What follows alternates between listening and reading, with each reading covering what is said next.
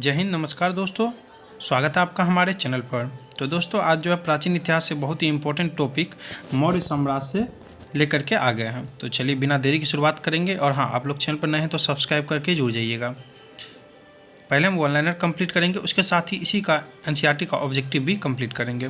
तो चलिए, वृहद स्तर पर केंद्रित प्रथम भारतीय साम्राज्य स्थापित किया गया था तो चंद्रगुप्त मौर्य द्वारा। मौर्य साम्राज्य की स्थापना किसके द्वारा की गई थी? चंद्रगुप्त मौर्य के द्वारा ही, ध्यान रखिएगा। चाणक्य का एक अन्य नाम क्या था? तो विष्णुगुप्त। कौटिल्य कहिए या विष्णुगुप्त कहिए, चाणक्य के नाम थे। आगे हमारा सेंड्रोकोटस नाम से चंद्रगुप्त मौर्य की पहचान किसने की? तो विलियम जोन्स ने। बहुत इंपॉर्टेंट, बहुत बार पूछता है कि सेंड्रोकोटस नाम से चंद्रगुप्त मौर्य की पहचान किसने की थी? तो विलियम जोन्स ने की थी। बहुत प्रश्न आता है। चलिए, चंद्रगुप्त मौर्य का विशिष्ट रूप से वर्णन किसके ग्रंथ में हुआ है? तो विशाखदत्त। मुद्रा राक्षस में हुआ है, यानी मुद्रा राक्षस के रचयिता जो थे विशाखदत्त थे। चलिए नेक्स्ट देखेंगे हम लोग। कौटिल्य द्वारा अर्थशास्त्र शासन के सिद्धांतों से संबंधित पुस्तक है, जिसमें मुख्य रूप से राजनीतिक एवं आर्थिक नीतियों पर प्रकाश डाला गया है। चलिए नेक्स्ट है हमारा, बुलंदी बाग नामक प्राचीन स्थान कहाँ स्थित है? तो पाटलिपुत्र में है। कहाँ है? बुलंदी बाग नामक प्राचीन स्थान कहाँ पर है? तो पाटलिपुत्र में। मैकियावली के प्रसिद्ध ग्रंथ द प्रिंस की तुलना किससे की जा सकती है? तो कौटिल्य के अर्थशास्त्र। बहुत इंपॉर्टेंट प्रश्न है, कई हजार बार पूछा गया है कि मैकियावली के प्रसिद्ध ग्रंथ द प्रिंस की तुलना किससे की जा सकती है? तो कौटिल्य का अर्थशास्त्र। पहले तो याद रख लीजिएगा, द प्रिंस किसकी रचना है? तो मैकियावली की है। और अर्थशास्त्र जो है कौटिल्य की रचना है, जिससे इसकी तुलना की जा सकती है। नेक्स्ट है हमारा, पाटलिपुत्र में स्थित चंद्रगुप्त का महल मुख्यतः किससे निर्मित था? तो लकड़ी का। पूछे कि पाटलिपुत्र में स्थित जो चंद्रगुप्त का महल था मुख्यतः किससे निर्मित था? तो लकड़ी से। सेल्यूकस, जिसे अलेक्जेंडर द्वारा सिंध एवं अफगानिस्तान का प्रशासक नियुक्त किया गया था, को किस भारतीय राजा ने पराजित किया था? तो चंद्रगुप्त मौर्य ने। किसने किया था? तो चंद्रगुप्त मौर्य ने, ध्यान रखिएगा। आगे हमारा, बिंदुसार ने मैत्रीपूर्ण पत्र व्यवहार में सीरिया के शासक एंटियोकस से 3 वस्तुएं, मीठी मदिरा, सूखी अंजीर तथा एक दार्शनिक की मांग की थी। दार्शनिक को छोड़ दे तो अन्य वस्तुओं को एंटियोकस ने बिंदुसार के पास भेज दिया था। कुम्हरार नामक स्थल से किस प्राचीन नाम नगर के अवशेष प्राप्त हुए हैं? तो पाटलिपुत्र। ध्यान रखिएगा, पाटलिपुत्र। किसने सहिष्णुता, उदारता और करुणा के त्रिविध आधार पर राजधर्म की स्थापना की? तो सम्राट अशोक ने। पूछे किसने सहिष्णुता, उदारता और करुणा के त्रिविध आधार पर राजधर्म की स्थापना की थी? सम्राट अशोक ने। बहुत बार पूछा गया। सेंड्रोकोटस यानी चंद्रगुप्त मौर्य और सिकंदर महान की भेंट का उल्लेख किसने किया है? तो जस्टिन ने किया है। किसने किया है? तो जस्टिन ने। मालवा, गुजरात एवं महाराष्ट्र को किस शासक ने पहली बार जीता था? तो चंद्रगुप्त मौर्य ने। मालवा, गुजरात एवं महाराष्ट्र को किस शासक ने पहली बार जीता था? तो चंद्रगुप्त मौर्य ने। अब जो है मौर्यकालीन अधिकारी। तो मौर्यकाल में सबसे उच्च स्तर के अधिकारी तीर्थ कहे जाते थे। अर्थशास्त्र के अनुसार इनकी संख्या 18 थी। मंत्री, पुरोहित, तो इनके लिए संबंधित विभाग या कार्य क्या था? तो प्रधानमंत्री और मुख्य धर्माधिकारी थे। युवराज, राजा का उत्तराधिकारी, ये तो आप लोग भी जानते होंगे। सन्निधाता, ये बहुत पूछता है। राजकीय कोषागार का प्रधान अधिकारी, कोषाध्यक्ष जिसे कहते हैं। समाहर्ता, राजस्व विभाग का सर्वोच्च अधिकारी। वित्त मंत्री यानी कर संग्राहक। मंत्री परिषद अध्यक्ष, तो मंत्री परिषद का अध्यक्ष।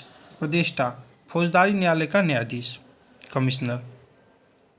आगे हमारा व्यावहारिक, तो दीवानी न्यायालय का प्रमुख न्यायाधीश। नायक, तो सेना का संचालक या नगर रक्षा का अध्यक्ष। सेनापति, तो सेनाध्यक्ष। तो अंतर्वसिक, तो इसका हो जाएगा सम्राट का अंगरक्षक, सेना का प्रधान अधिकारी।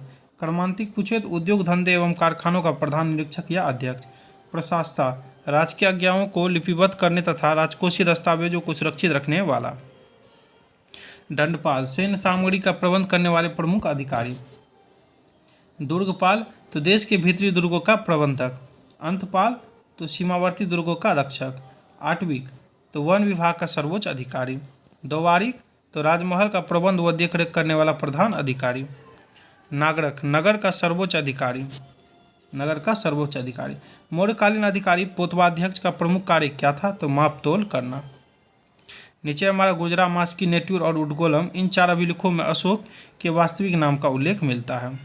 चलिए नेक्स्ट और इम्पोर्टेंट पॉइंट हमारा ये है कि किस मौर्य दक्कन की विजय शासक ने प्राप्त की थी? तो चंद्रगुप्त मौर्य ने। यह किस अभिलेख से प्रमाणित होता है कि चंद्रगुप्त मौर्य का प्रभाव पश्चिम भारत पर था? तो रुद्रदामन के जूनागढ़ अभिलेख से। चंद्रगुप्त मौर्य अपने जीवन के अंतिम दिनों में श्रवण बेलगोला चले गए, जहां उन्होंने जैन विधि से उपवास पद्धति के द्वारा प्राण त्याग दी, यानी संलेखना विधि से। ये बहुत पूछता है, देख लीजिएगा कि संलेखना विधि से किस राजा ने अपनी प्राण त्यागे थे? चंद्रगुप्त मौर्य ने। कहाँ पर? श्रवण बेलगोला में। आगे हमारा मगध साम्राज्य में रज्जु किसे कहा गया है? तो मौर्य शासन में भूमि मापक अधिकारी को। ब्राह्मणी लिपि की प्रथम पहचान किस पर उत्कीर्ण अक्षरों से की गई? तो पत्थर की पट्टियों पर, पत्थर की पट्टियों पर। सम्राट अशोक का शिलालेख शाहबाजगढ़ी से प्राप्त हुआ है। यह स्थान कहाँ स्थित है? तो पेशावर में है, जो कि पाकिस्तान है। अशोक के शिलालेखों में प्रयुक्त भाषा कौन सी है? तो प्राकृत। बहुत पूछता है, स्टार मार्क कर लीजिए कि अशोक के शिलालेख में प्रयुक्त भाषा कौन सी है? तो प्राकृत। अशोक के अभिलेख की खोजकर्ता? तो धौली अभिलेख किट्टो खोजकर्ता इसके हो गए, वर्ष 1837। भाबरू शिलालेख कैप्टन बर्ट, बराबर व नागार्जुनी गुफा हैरिंगटन, दिल्ली टोपरा कैप्टन पोलियर, दिल्ली मेरठ स्तंभ लेख पेड्रे टिपेंथले, मानसेहरा कैप्टन ले, कालची सेलाक तो John forest, John forest. Roman दई तो ये फिरहर हो जाएगा, फिरहर। जोगढ़ अभिलेख तो सर वाल्टर इलियट, गिरनार शिलालेख तो लेफ्टिनेंट कर्नल टाड, शाहबाजगढ़ी एक फ्रांसीसी अधिकारी, इलाहाबाद स्तंभ अभिलेख तो टी.एस. बर्ट, मास्की अभिलेख तो बीडेन, ध्यान रखिएगा। निगाली सागर फिहरर, उसके बाद रामपुरबा कार्लाइल, सारनाथ स्तंभ का पूछे तो ऑरेल स्टाइन थे इसके खोजकर्ता। चलिए नीचे देखेंगे हम लोग। आगे हमारा अशोक ने बौद्ध के बाद भी हिंदू धर्म में आस्था नहीं छोड़ी, इसका प्रमाण किससे मिलता है? तो देवनाम प्रियदर्शी, यानी देवों का प्यारा उपनाम से। प्राक अशोक ब्राह्मी लिपि का पता किस स्थान से चला है? श्रीलंका स्थित अरुणाधापुर से, ध्यान रख लीजिएगा। सारनाथ स्तंभ का निर्माण किसने करवाया था? तो अशोक ने करवाया था। किसने? अशोक ने। भारतीय उपमहाद्वीप का प्रथम शासक कौन था जिसने अभिलेखों के माध्यम से शासनादेश जारी किए? तो अशोक, अशोक, ध्यान रखिएगा। वो कौन सा स्तंभ जिससे अशोक ने स्वयं को मगध का सम्राट बताया है? तो भाबरू स्तंभ, जो कि राजस्थान, ध्यान रखिएगा। ब्राह्मी लिपि में लिखे अशोक के शिलालेख को सर्वप्रथम जेम्स प्रिंसेप ने पढ़ने में सफलता प्राप्त की थी। वो बहुत बार पूछा, आप लोग भी जानते होंगे कि कई बार प्रश्न आया है कि अशोक के शिलालेख को सर्वप्रथम किसने पढ़ा? तो जेम्स प्रिंसेप ने। अशोक के किस अभिलेख से धम्म महामात्रों की नियुक्ति की सूचना मिलती है? तो 5वें बृहद शिलालेख से। गुजरात लघु शिलालेख कहाँ स्थित है? तो मध्य प्रदेश के दतिया जिले में। आगे हमारा मौर्य काल में भूमि कर, जो कि राज्य की आय का मुख्य स्रोत था, किस अधिकारी द्वारा एकत्रित किया जाता था? तो शीताध्यक्ष द्वारा। मध्य प्रदेश स्थित सांची के स्तूप का निर्माण किस मौर्य शासक ने करवाया था? तो अशोक ने। बहुत इंपॉर्टेंट, ध्यान रखिएगा, अशोक ने करवाया था।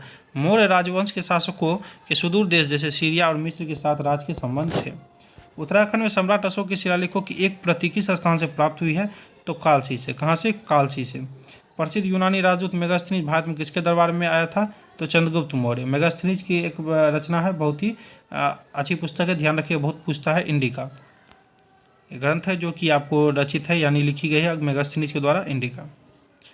अब है अधिकारी और विभाग। तो शीताध्यक्ष जो है आपको कृषि विभाग का अध्यक्ष होता था, खानों का अध्यक्ष को आकाराध्यक्ष, मुद्रा विभाग का प्रधान जो है लक्षणाध्यक्ष, व्यापारिक घर का प्रधान शुल्काध्यक्ष, और पासपोर्ट विभाग का अध्यक्ष मुद्राध्यक्ष, और व्यापारिक मार्गों का अध्यक्ष संस्थाध्यक्ष।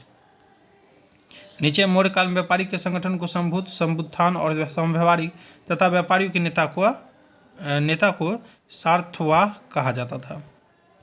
चलिए नेक्स्ट पॉइंट है हमारा कि गुप्तचर व्यवस्था का प्रथम विस्तृत वर्णन किस ग्रंथ में किया गया है? तो अर्थशास्त्र में। किसमें? अर्थशास्त्र में। मौर्य काल की किस पुस्तक में जहाज निर्माण व नाविक गतिविधियों का वर्णन है? तो इंडिका, जो कि मेगास्थनीज के द्वारा लिखी गई है, ध्यान रखिएगा। चंद्रगुप्त मौर्य अपने अंतिम समय किस धर्म का अनुयायी हो गया था? तो जैन धर्म का। ये बहुत पूछता है कि चंद्रगुप्त मौर्य जो अपने अंतिम समय में किस धर्म का अनुयायी हुआ था? तो जैन धर्म का। कौन सा स्थान? तो चलिए देखते हैं कौन सा स्थान मौर्य काल में शिक्षा का सर्वाधिक प्रसिद्ध केंद्र था? तक्षशिला, तक्षशिला, ध्यान रखिएगा। आगे गांव के शासन को स्वायत्त शासी पंचायतों के माध्यम से संचालित करने की व्यवस्था का सूत्रपात किस वंश ने किया? तो मौर्य ने। मेगास्थनीज ने अपनी पुस्तक इंडिका में भारतीय समाज को 7 श्रेणियों में विभाजित किया है, ध्यान रखिएगा। अशोक का समकालीन तुर्मे कहाँ का राजा था? तो मिस्र का राजा था। कहाँ का? मिस्र का राजा। मिस्र के शासक टॉलेमी फिलाडेल्फस के साथ अशोक के राजनयिक संबंध थे, इसी को तुर्मे कहा गया है। चंद्रगुप्त मौर्य और अशोक दोनों का एक साथ उल्लेख किसके अभिलेख में किया गया है? तो महाक्षत्रप रुद्रदामन का जूनागढ़ अभिलेख, ध्यान रखिएगा। भाग एवं बलि किसके प्रमुख स्रोत थे? तो राजस्व के स्रोत। गिरनार क्षेत्र में एक झील का निर्माण किस शासक ने करवाया था? तो चंद्रगुप्त मौर्य ने। कौशाम्बी तथा प्रयाग के स्तंभों में अशोक की रानी कोडवाकी द्वारा दान दिए जाने का उल्लेख मिलता है, इसे रानी का अभिलेख भी कहा जाता है, ध्यान रखिएगा। प्राचीन भारत के किस ग्रंथ में पति द्वारा परित्यक्त पत्नी के लिए विवाह विच्छेद की अनुमति दी गई है? तो अर्थशास्त्र में। अर्थशास्त्र में कलिंग युद्ध की विजय तथा क्षत्रियों का वर्णन अशोक की किस अभिलेख में है? 13वें शिलालेख में, ध्यान रखिएगा 13वें शिलालेख में। अशोक के अभिलेखों से किस दक्षिणी राज्य के अतिरिक्त सभी दक्षिणी राज्यों का उल्लेख प्राप्त है? तो सातवाहन। किसका? सातवाहन। अंतिम मौर्य सम्राट कौन था? बृहदत्त। प्रथम चंद्रगुप्त मौर्य, ध्यान रखिएगा। मौर्य की जल संसाधन व्यवस्था की जानकारी किस अभिलेख से प्राप्त होती है? तो रुद्रदामन का गिरनार अभिलेख। अशोक का समकालीन मिस्र का राजा कौन था? तो अलेक्जेंडर। ये बहुत पूछता है कि अशोक का समकालीन जो था मिस्र का राजा उस समय कौन था? तो अलेक्जेंडर था। चलिए नेक्स्ट पॉइंट है हमारा सेल्यूकस निकेटर, जिसे चंद्रगुप्त ने अफगानिस्तान प्राप्त किया था, वह कहाँ का शासक था? तो सीरिया बेबीलोन का। अशोक के पश्चात देवनाम प्रिय की उपाधि किसने धारण की? दशरथ ने। इंपॉर्टेंट है, ध्यान रखिएगा। अशोक की उपाधियाँ, तो अब देखिए उपाधि जो अशोक था यह कहाँ से बाद मिला था? तो मास की लघु शिलालेख से। अब गुजरा लघु शिलालेख से तो देवानाम प्रियस अशोक राजा, रुद्रदामन जुलानगढ़ अभिलेख से तो अशोक मौर्य। उसके बाद प्रियदर्शी राजा जो है बराबर गुहा लेख से, प्रियदर्शी राजा मगध तो भाबरू बेराट लघु शिलालेख से, प्रियदर्शी राजा तो कंधार बृहद शिलालेख दीपवंश महावंश से। इसको आप लोग जो है स्किप कर देते होंगे, जबकि ये बहुत इंपॉर्टेंट होता है, कहीं से भी प्रश्न आ जाते हैं, आप लोग को हर पॉइंट को अच्छे से देखना चाहिए। अशोक वर्धन पुराण, राजा अशोक तो नेटूर शिलालेख से मिला था, लघु शिलालेख से। राजा अशोक देवनामप्रिय तो उद्गोलम लघु शिलालेख से। आगे हमारा अशोक ने अपने पिता बिंदुसार के शासनकाल में किस क्षेत्र में विद्रोह का दमन किया? तो तक्षशिला। आपको यही पूछ देता है कि अशोक के पिता का नाम क्या था? तो बिंदुसार, ये ध्यान रखिएगा। अपने ऊपर आश्रित बच्चों एवं पत्नी की समुचित व्यवस्था किए बिना भिक्षु बनने वाले के लिए किसने दंड का प्रावधान किया गया था? तो चाणक्य ने किया था, कौटिल्य। खरुष्टी लिपि की उत्पत्ति किससे हुई? तो आरमाइक भाषा से। कौटिल्य किसके प्रधानमंत्री थे? चंद्रगुप्त मौर्य के। मौर्य वंश के संस्थापक थे चंद्रगुप्त मौर्य। मौर्य के पश्चात भारत की उत्तर पश्चिम सीमा पर किसका अधिकार हुआ? तो बैक्ट्रियन शासकों का। मौर्य शासन व्यवस्था में रूपदर्शक नामक अधिकारी का कार्य क्या था? तो सिक्कों का परिरक्षण। सिक्कों का परीक्षण। वह मौर्य राजा जो अमित्र घात के नाम से जाना जाता था तो बिंदुसार। बिंदुसार, ध्यान रखिएगा। मौर्य काल की मुद्रा देख लेते हैं। इस काल में चांदी व तांबे के सिक्के का उल्लेख मिलता है। चांदी के सिक्के के 4 प्रकार, पन, अर्धपन, पाद और अष्टभाग। तांबे के सिक्के के 4 भाग, मासक, अर्धमासक, काकनी, अर्धकाकनी। नीचे पॉइंट है हमारा, अशोक ने अपने राज्याभिषेक के 8वें वर्ष कलिंग पर आक्रमण कर उस पर विजय प्राप्त की थी। चलिए अब एनसीईआरटी के ऑब्जेक्टिव पर आ जाते हैं हम लोग। मौर्य काल, चलिए पहले पॉइंट से देखेंगे। प्रथम भारतीय साम्राज्य किसने स्थापित किया था? तो हमारा राइट आंसर आ जाएगा चंद्रगुप्त मौर्य। मौर्य साम्राज्य की स्थापना की थी उन्होंने। सेंडोकोटस की चंद्रगुप्त मौर्य के रूप में पहचान किसने की थी? तो पढ़ चुके हैं विलियम जोन्स ने, ऑप्शन ए विलियम जोन्स। आगे बिंदुसार ने अशोक को किस विद्रोह को समाप्त करने के लिए भेजा था? मोस्ट इंपॉर्टेंट प्रश्न, तक्षशिला। ऑप्शन बी हो जाएगा। आगे हमारा चंद्रगुप्त मौर्य के पश्चात सिंहासन पर कौन बैठा था? तो चंद्रगुप्त मौर्य के बाद जो हमारा शासक आया था वो बिंदुसार आया था। प्राचीन भारत में कौन सी एक लिपि दाईं ओर से बाईं ओर लिखी जाती है? स्टार मार्क कर लीजिए। हमारा राइट आंसर आ जाएगा खरोष्ठी, ऑप्शन डी। चंद्रगुप्त मौर्य के दरबार में भेजा गया यूनानी राजदूत कौन था? यूनानी राजदूत कौन था? तो हमारा राइट आंसर आ जाएगा मेगास्थनीज, ऑप्शन सी। सारनाथ स्तंभ का निर्माण किसने करवाया था? तो इसका हो जाएगा अशोक ने, ऑप्शन बी। आगे किस अभिलेख में अशोक का नाम उल्लेखित है? तो राइट आंसर आ जाएगा मास्की का लघु शिलालेख। मौर्य मंत्रिपरिषद में कौन राजस्व एकत्रीकरण करने से संबंधित था? तो हमारा राइट आंसर आ जाएगा समाहर्ता। ये बहुत इंपॉर्टेंट प्रश्न है, भाग एवं बलि थे। भाग एवं बलि ये बहुत पूछता है, तो इसका जो राइट आंसर आ जाएगा हमारा राजस्व का स्रोत था। अशोक के जो प्रमुख शिलालेख संगम राज्य के विषय में हमें बताते हैं उनमें सम्मिलित है, तो आ जाएगा 2 और 13 शिलालेख, 13वें शिलालेख। कौटिल्य का अर्थशास्त्र किससे संबंधित है? तो राजनीतिक शास्त्र से आपको बता चुके हैं, तो हमारा बी में है राजनीतिक जीवन। वह संत जिसने अशोक को बौद्ध धर्म के प्रति आकर्षित किया, तो कौन थे वो? तो उपगुप्त थे, ध्यान रखिएगा। अशोक को बौद्ध धर्म और चंद्रगुप्त मौर्य को जैन धर्म, ध्यान रखिएगा। अब चलिए इसका देखते हैं हम लोग 14 शासक और उपनाम। तो चलिए चंद्रगुप्त का जो है सेंडोकोटस पढ़ चुके हम लोग। उसके बाद जो बिंदुसार को आपको अमित घात का दिया गया था, चंद्रगुप्त को सेंडोकोटस। उसके बाद जो अशोक को प्रियदर्शी, चाणक्य तो विष्णुगुप्त। चलिए आगे बढ़ते हम लोग। अशोक का समकालीन तुर्क में कहाँ का राजा था? तो 15 का राइट आंसर आ जाएगा मिस्र का राजा था। पाटलिपुत्र में श्री चंद्रगुप्त का पहला मुख्य तब बना था, तो हमारा राइट आंसर आ जाएगा ऑप्शन सी, लकड़ी का। आगे हमारा टालमी टू फिलाडेल्फस, जिसके साथ अशोक के राजनीतिक संबंध थे, कहाँ का शासक था? तो ये मिस्र का था। निम्नलिखित में से कौन सा अशोककालीन अभिलेख खरोष्ठी लिपि में है? तो हमारा राइट आंसर आ जाएगा Shahbazgarhi, option B, option C आ जाएगा। 18 का ऑप्शन सी आ जाना चाहिए। किसके शासन काल में डायमेकस भारत आया? बहुत इंपॉर्टेंट प्रश्न है। डायमेकस भारत आया, तो बिंदुसार, ऑप्शन बी। अशोक ने बौद्ध होते हुए भी हिंदू धर्म में आस्था नहीं छोड़ी, इसका प्रमाण है, तो ये प्रमाण तो देवनाम पिय की उपाधि से है। उत्तराखंड में अशोक सम्राट के शिलालेखों की एक प्रति कहाँ से मिली थी? कहाँ से मिली थी? तो हमारा राइट आंसर आ जाएगा कालसी से। निम्नलिखित में किस दक्षिणी राज्य का उल्लेख अशोक के अभिलेखों में नहीं है? तो सातवाहन। ध्यान रखिएगा, गुर्जरा लघु शिलालेख जिसमें अशोक का नाम उल्लेख किया गया है वो कहाँ स्थित है? तो इसका हो जाएगा मध्य प्रदेश के दतिया जिले में, पढ़ चुके हम लोग।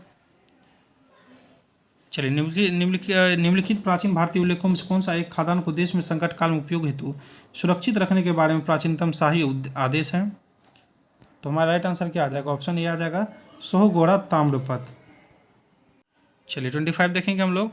वह स्थान जहाँ प्राक अशोक ब्राह्मी लिपि का पता चला है, तो अनुराधापुर, पढ़ चुके हैं। ब्राह्मी लिपि का प्रथम उद्वाचन किस पर उत्कीर्ण अक्षरों से किया गया है? इसका जो राइट आंसर आ जाएगा पत्थर की पट्टियों पर। निम्नलिखित में से किसने संडकोटस और सिकंदर महान की भेंट का उल्लेख किया है? बहुत इंपॉर्टेंट प्रश्न है, तो जस्टिन ने, ऑप्शन बी। अशोक के निम्नलिखित शिलालेखों में से किसमें दक्षिण भारतीय राज्यों का उल्लेख हुआ है? तो इसका हो जाएगा द्वितीय मुख्य शिलालेख। जल की आवश्यकता को ध्यान में रखते हुए जिस प्रथम शासक ने गिरनार क्षेत्र में एक झील का निर्माण करवाया था वो थे? तो हम लोग क्या पढ़े थे? चंद्रगुप्त मौर्य ने ही झील का निर्माण करवाया था। आगे हमारा एक को दो से सम्मिलित करना है, तो चलिए सम्मिलित कर लेते हैं हम लोग। तो धर्मस्थीय का हो जाएगा दीवानी न्यायालय। उसके बाद जो है प्रदेष्टा का देख लेते हैं, फौजदारी न्यायाधीश। उसके बाद जो है आपको व्यवहारिक का आ जाएगा दीवानी न्यायाधीश, तो बच जाता है कंटक का आपको फौजदारी न्यायालय। चलिए किस प्राचीन नगर के अवशेष कुम्हार स्थल से प्राप्त हुए हैं?